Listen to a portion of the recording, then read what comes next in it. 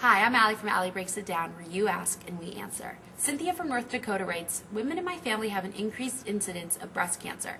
Is there anything I can do to reduce my risk? Great question, Cynthia, and very timely. Here's good information for all premenopausal women and any man who cares about them. A joint Canadian-American panel recently released a report strongly suggesting a correlation between smoking, including secondhand smoke, and breast cancer. The panel found that even non-smoking young women were at higher risk for breast cancer if they grew up in a household of smokers. The most critical period was when their breasts were developing.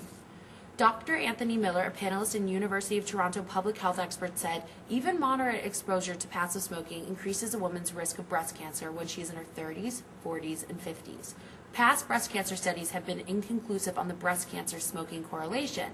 The current panel reviewed more than 100 studies to reach more than a definite conclusion. Other panel conclusions were 80 to 90% of all women have been exposed to tobacco smoke in adolescence or adulthood. These women have an increased risk for breast cancer. Female smokers have a 50 to 70% higher risk of contracting breast cancer than non-smokers. Exposure to secondhand smoke increases premenstrual women's risk of contracting breast cancer by 40 to 50%. Girls who expose themselves to a friend's smoke increase their risk for breast cancer. Health professionals hope that publicizing the correlation between smoking and breast cancer will have a significant impact on changing women's behaviors because of their very personal nature of the disease.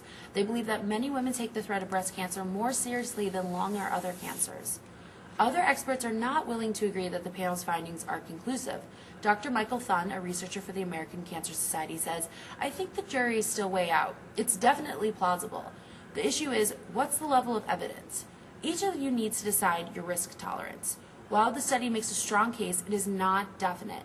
You need to ask, do I want to be around friends or significant others who smoke? Do I want to smoke myself? As usual, you decide. This is Allie from Allie Breaks It Down. Send questions and comments to alliebreaksitdown@gmail.com and watch for more videos here on YouTube. I'll see you next time right here where you ask and we answer.